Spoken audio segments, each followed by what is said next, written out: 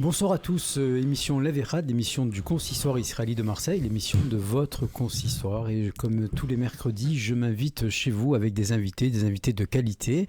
Et dans quelques minutes, je vais vous présenter mon ami, mon invité.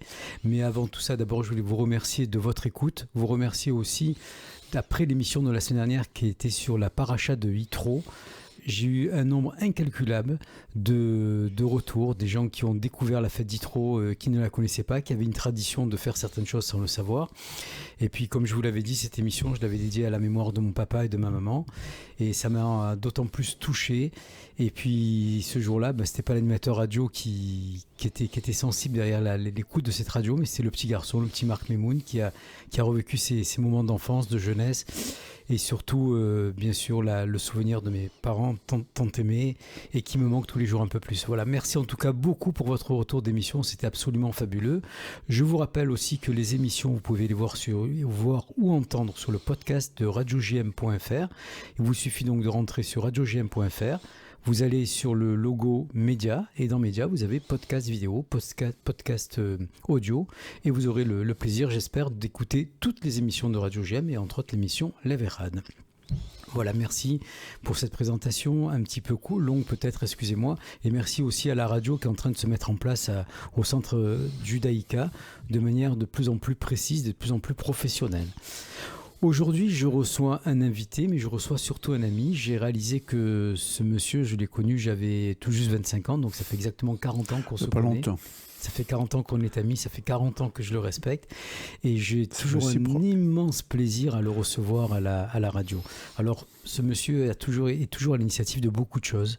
Aujourd'hui, il va nous parler d'un très très très beau projet. Je vais le laisser lui parler vous-même, vous présenter son projet que vous connaissez tous déjà, mais auquel il faut être tous présents et vous allez comprendre pourquoi. Mais on va parler aussi de la personne, du monsieur, pas de la communauté, mais du monsieur de la vie publique. Donc, j'ai le plaisir, l'honneur de recevoir aujourd'hui monsieur Bernard Guigui. Bonsoir Bernard. Bonjour Marc, merci de me recevoir et très gentil et trop gentil. Moi je viens ici en toute simplicité, en toute fraternité. Et c'est pour ça que je te reçois. Voilà. Merci de m'avoir reçu. Voilà, on va essayer de parler. Alors Bernard, regarde, aujourd'hui on a une petite demi-heure devant nous. Tout le monde te connaît parce que tu es dans la vie communautaire depuis que tu as mis les pieds à Marseille. Mais peut-être qu'on connaît moins monsieur Bernard Guigui. Bernard, tout simplement. Bernard, tout simplement. Tu es un papa adorable, je sais que tu es un bon père de famille, que je connais bien ton fils, ta fille en Israël aussi. J'ai toujours aimé ta manière de vivre, ton franc-parler. Notre émission, comme je le dis toutes les semaines, c'est une émission sans tabou, sans baratin. Donc on va essayer de se parler librement de la vie communautaire, de la communauté par rapport à la société et de certains événements qu'on a subis il n'y a pas longtemps. On va en parler tranquillement. Et puis évidemment, cette émission, on ne peut pas la faire sans penser à ces terroristes, ces animaux, ces bêtes inhumaines, cette voiture bélier que peu de télé, que peu de médias ont relaté, parce que finalement c'était 2 enfants juifs, donc ça ne coûte pas très cher. Ça coûte pas très cher. Je pense que le problème de Pierre Palmade paraissait plus important au niveau des auditeurs et au niveau des médias. Donc on n'est jamais heureux quand il arrive un événement comme celui-ci. Non, on se sent concerné, c'est notre famille, ce sont nos enfants. Quand on voit ça, c'est triste parce que encore des petits-enfants qui sont partis, le papa est encore dans le coma, il n'est même pas au courant que ses enfants sont déjà partis, c'est très très grave, c'est très triste de voir ce qui se passe en ce moment. Alors on va faire un petit relais là-dessus puisqu'on va se parler de tout Bernard, donc on va parler aussi un peu peut-être non pas de rentrer dans les idées politiques, mais dans les relations politiques, la communauté et la politique. Je sais que tu as été très longtemps militant, tu as été un membre incontestable du Haut Consistoire israélien de Marseille. D'ailleurs, je te remercie pour le travail que tu as effectué au panier de Shabbat. Et je n'ai fait que mon devoir. Oui, mais tu l'as bien fait. Tu l'as bien fait et je t'en remercie. Je sais que tu étais un monsieur en politique assez engagé, puisque quand je t'ai connu, j'étais au RPR. Ça existait comme ça, oui. C'est toujours comme ça. Et puis, on a partagé beaucoup de manifestations ensemble. Et dimanche dernier, on était tous les deux à côté avec peu de monde, et pour une fois j'étais content qu'il n'y ait pas beaucoup de monde. Je vais vous dire pourquoi. Parce que on était là pour célébrer les 17 ans de l'assassinat horrible, terrifiant. Il n'y a pas d'autre mot à dire de celui qui aurait pu être aussi notre petit frère ou notre fils, Ilan Halimi, mort parce que juif. Mort parce que personne n'a voulu se lever le petit doigt pour aller voir ce qui se passait, parce qu'on s'est dit, bon, c'est une affaire de famille, une affaire de sous. une affaire de rançon, on ne va pas s'en occuper parce que le laisser autant de jours sans faire quelque chose, on aurait pu le retrouver déjà depuis longtemps. Et peut-être on aurait pu éviter... M. Sarkozy l'avait dit quand il était venu au Nouvel An, enfin quand il présentait les vœux au consistoire il y a 3-4 ans maintenant, il avait dit de tout mon mandat, la chose dont je me reproche le plus, c'est que je n'ai pas pu sauver Ilan Halimi. En tout cas, il avait dit au sein de la synagogue, mais je crois qu'il avait même dit de manière assez publique dans son entourage. Et donc dimanche dernier, on se retrouve devant la mairie du 6e et 8e à Bagatelle, et on était très heureux quand M. Yves Morin avait planté cet arbre à la mémoire d'Ilan Halimi avec une sincérité, avec une amitié tout simplement, il n'y a pas d'autre mot, et avec une sensibilité.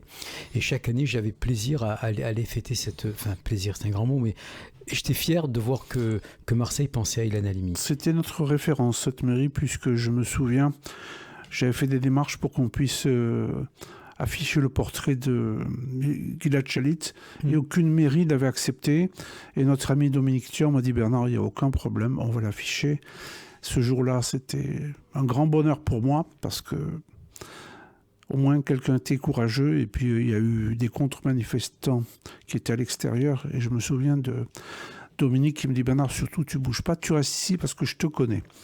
Il a envoyé ses chauffeurs qui sont montés dans les voitures, qui ont klaxonné, qui ont couvert ses cris et ces messages de haine qu'il y avait, et on a pu afficher, et la photo de Ilan Halimi de Gilad Shalit est restée assez longtemps sur la mairie du 6-8 à Marseille. Voilà. Merci pour ton action, Bernard, ça je ne l'avais pas oublié et on ne l'oubliera jamais non plus.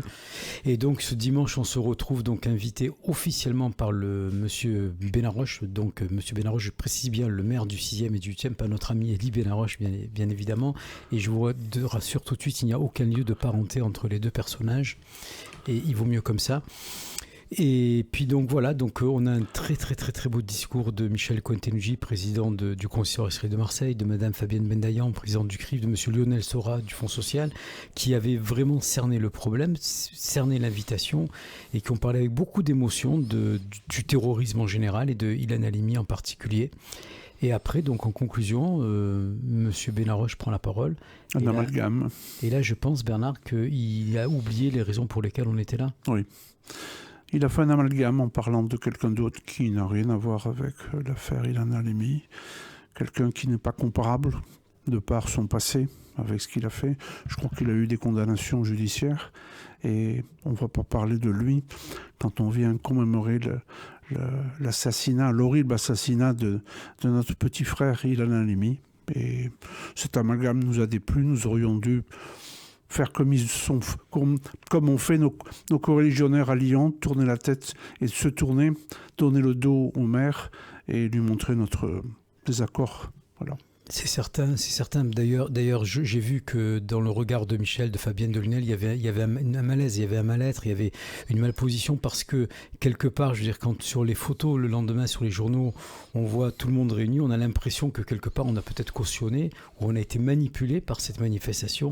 En tout cas, pour ma part, je m'y engage, je le dis aujourd'hui et je mâche pas mes mots et je suis maître de mes actes. Je n'irai plus à cette commémoration. Je veux dire, ou alors on en fera une en parallèle. Mais je veux dire, être reçu par quelqu'un qui nous manipule, qui cautionne des choses qui nous dérangent, qui sont fausses, qui sont erronées, parce que finalement il a banalisé l'assassinat de Ilan Halimi parce que juif. Il a banalisé comme un malpropre, comme ces gens qui se font des règlements de compte autour de la drogue ou autre chose comme ça. Il a absolument tout mélangé, volontaire, pas volontaire.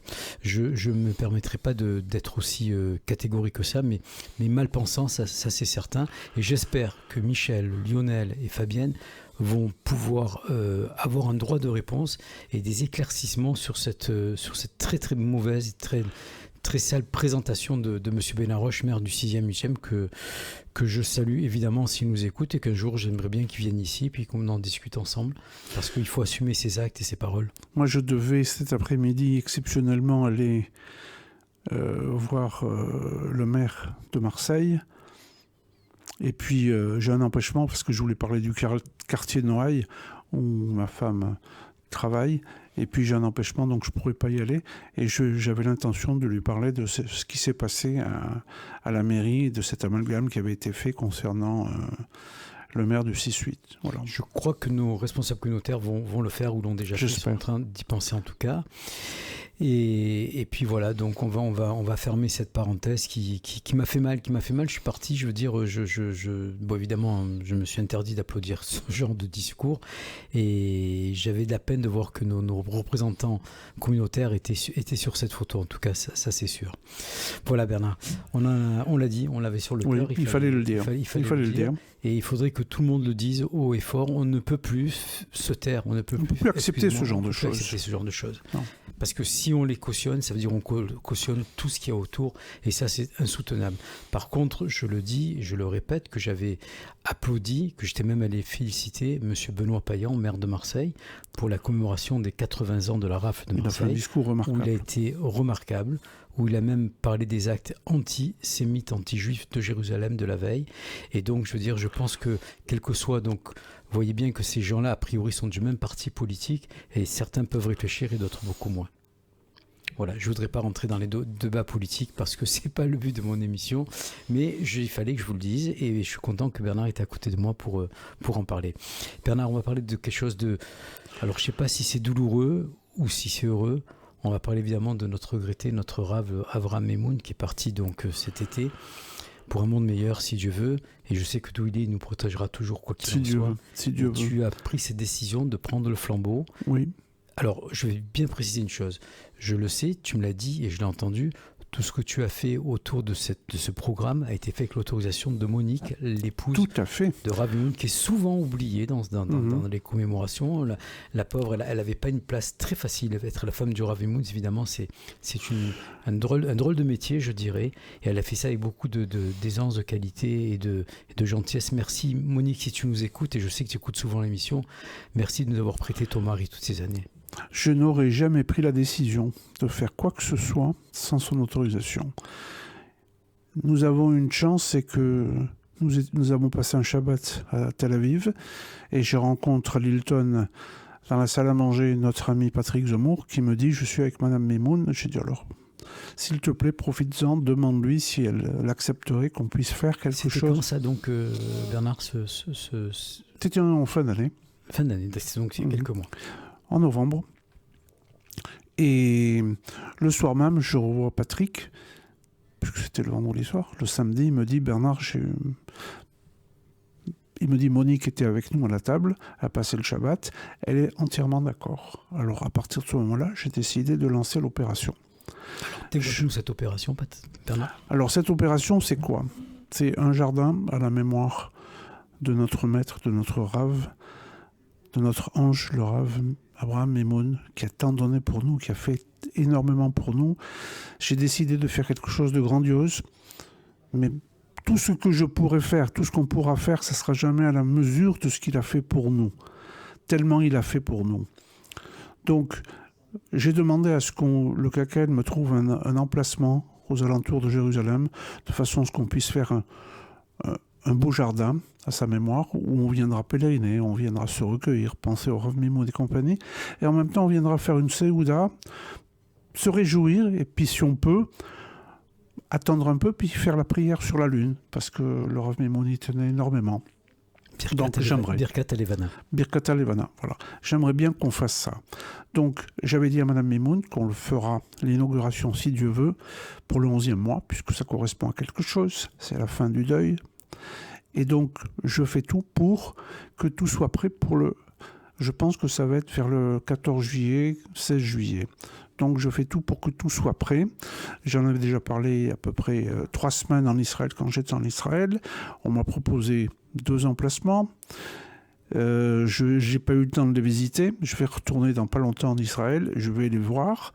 Et puis après, je prendrai une décision en parlant avec d'autres responsables communautaires pour voir si ça correspond et tout ça. Et avec Madame Memoun.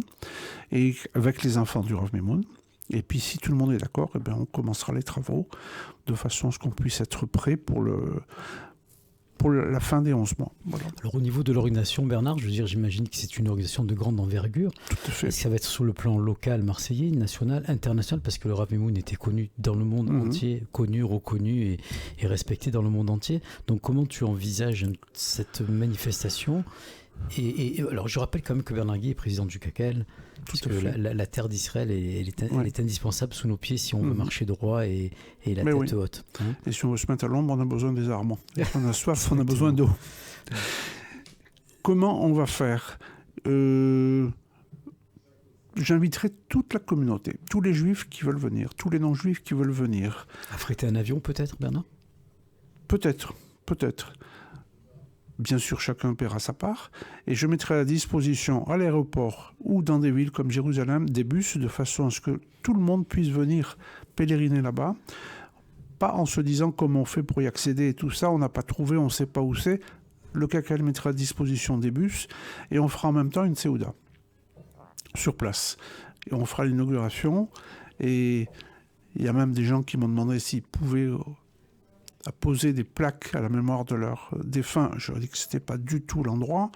Si c'est très grand et qu'on arrive à trouver un petit endroit pour faire quelque chose, pourquoi pas, mais c'est quelque chose qui est réservé à la mémoire de notre Rav, le Rav Mimoun. Voilà. Donc, on sait qu'en Israël, il y a énormément de communautés francophones et marseillaises. D'ailleurs, dans toutes les grandes villes, ils seront présents. Donc, évidemment, cette idée de car est absolument exceptionnelle. Bernard, merci d'y avoir pensé. C'est tout à fait normal. Et j'imagine aussi qu'il va y avoir des représentants de la ville de Marseille et d'autres villes aussi, comme le Grand Rabbin de France, peut-être. J'ai invité le Grand Rabbin de France qui m'a dit... Bernard, je vous assure que je ferai le maximum pour venir. J'ai invité notre ami Meir Habib qui m'a dit qu'il fera tout pour être là parce que ça lui tient à cœur. Il y aura beaucoup de monde, si Dieu veut. Il y aura des politiques israéliens aussi ? Des politiques israéliens, oui. Et des rabbinim, évidemment. Et des rabbinim. Voilà, ce jour-là, ils seront là, j'espère. Ils seront là. Hein, ça, j'en suis certain. Alors, moi, je m'excuse, je te pose des questions peut-être un peu naïves, mais je n'arrive pas à l'imaginer et le visualiser. Parce que le Rav Mimoun, c'était quelqu'un de sa grandeur, personne ne pourra la contester, quelqu'un de très pudique aussi en même temps. Je pense que cette idée, il aurait cautionné. Ça, j'en suis certain. Je veux dire, c'est quelque chose de simple. Voilà. C'est ce qu'il aime. Voilà, c'est ce la qu'il terre a toujours aimé. C'est la terre d'Israël, des arbres. Voilà. Un endroit simple où on puisse faire la fête, on puisse manger la molochia, où on puisse boire de la bora. Parce que le Rav Mimoun, on ne pouvait pas y échapper. Et puis, il fallait terminer le verre parce que la bracha était au fond du verre à chaque fois. Donc, des grands verres en plus. Des grands verres. Et nous, on n'était pas toujours capable de terminer, mais où on était dans un état. Et mon seul regret, que je peux dire, c'est quand je l'ai vu la dernière fois, c'était une semaine avant son départ, je devais aller faire un scanner pour juste une formalité. Il m'avait dit de ne pas y aller parce qu'il m'avait dit, Bernard, tu n'as rien, tu n'y vas pas. D'ailleurs, Dov, appelle le radiologue et tu lui dis si Bernard il vient, qu'il le foute à la porte parce qu'il n'a rien du tout. Et j'ai refusé de boire parce que je ne me sentais pas bien. Et comme j'étais à l'extérieur de Marseille, je ne me sentais pas de conduire en état d'ivresse. Parce que quand je partais, quand je quittais le Rav Mimoun, ma femme, quand elle me voyait, elle me dit « Tu as vu le Rav ?» Je dis « Mais comment tu sais ?» Je vois tes yeux. Mais de mémoire, tu ne tiens pas très bien l'alcool, hein, Bernard. Je ne tiens pas du tout. Hein, voilà. Hein, je ne tiens pas du tout à l'alcool. D'accord, donc la sagesse l'a emporté quand même. La première fois que j'ai rencontré le Rav Mimoun, il y a très très longtemps, je vais vers lui un soir et je me présente. Et il me dit « Qu'est-ce que tu bois ?» Et je lui dis « Un Coca-Cola. » Il me regarde et il me dit « Tu es malade ?» Je lui dis « Non, pourquoi ?» Il me dit « Parce que les gens malades, ils boivent du Coca-Cola. » « Ah bon ?» Je dis « Alors qu'est-ce que je dois boire ?»« Bah tu vas voir. Passez-moi une bière s'il vous plaît. » Il vide la moitié de la bouteille de bière, il met de la bora dedans et il me dit « Bois. » Je dis « Mais vous savez, Rav, je n'ai jamais bu de bora, et encore moins de bière et de bora. » Il m'a fait boire ça, je peux vous dire quand je suis rentré chez moi, j'étais dans un drôle d'état. J'imagine de là, parce que déjà, un des deux, ça passe pas avec Bernard, mais alors les deux en même temps, ça devait être chaud, oui. Ça. Et donc, Bernard, cette organisation, je pense que ça va demander, en dehors de ton temps que tu donnes à la communauté, et donc pour cette commémoration, il y a un financement aussi à faire. Il faudrait qu'on soit tous là pour t'aider. J'ai demandé à tous les présidents de synagogues, aux 52 synagogues de la région, de participer, de lancer un appel auprès de leurs fidèles. Il y a des synagogues qui ont répondu, il y en a d'autres qui n'ont pas encore répondu. Peu importe le montant, peu importe, ce qui compte, c'est le geste, le symbole, de faire ça en se disant « c'est quelque chose pour le Rav Mimoun, avec tout ce qu'il a fait pour nous, on doit donner ». Voilà. Il y a des gens qui n'ont pas beaucoup de moyens, qui ont fait des dons, des 26 euros, des 52 euros. Il y a des gens qui ont fait des gros dons et compagnie. Mais je pense qu'on est tous concernés, c'est le minimum, de laisser son nom et son empreinte dans ce parc qui sera fait à la mémoire du Rav Mimoun, dire on a collaboré, on a participé à ce parc. Voilà. Alors pour tous nos auditeurs qui n'auraient pas encore eu le temps de participer, une adresse, oui, on peut envoyer un chèque en mettant KKL Parc du Rav Mimoun, 2 bis rue Fargès, 13008 Marseille, ou sur le site du KKL, vous pouvez payer avec une carte Visa, carte Visa, et vous tapez sur le site du KKL et vous faites un don directement et vous recevrez un reçu aussitôt. Voilà. Donc il y aura un reçu CERFA, donc il y aura les 2/3 de votre somme qui seront déduites. C'est ça. Et je pense que c'est un minimum à faire pour le monsieur qui était... On ne l'a jamais appelé monsieur Mimoun, mais c'est vrai qu'au fond de nous, c'était un grand homme. Un grand monsieur. Un grand homme. Et on le dit toujours, derrière un grand homme se cache une grande femme. Donc je veux dire, Monique, c'est pour ça que j'étais très sensible, Bernard, le jour où tu as dit à la radio et où tu l'avais dit aussi en aparté, que effectivement tu avais demandé à Monique l'autorisation. J'ai trouvé ça très élégant de ta part, parce que souvent cette dame, les gens l'ont oublié. On ne peut pas leur en vouloir parce que le Rav, c'était le Rav. Mais je veux dire, ça a été très élégant de ta part et je suis certain qu'elle était très sensible. Oui, elle me l'a dit. Et sûrement, certainement. Donc évidemment qu'elle sera là ce jour-là avec ses enfants. Donc ce parc, allez, on va l'imaginer. Il est aux côtés de Jérusalem. Il va être assez grand, j'imagine. Oui.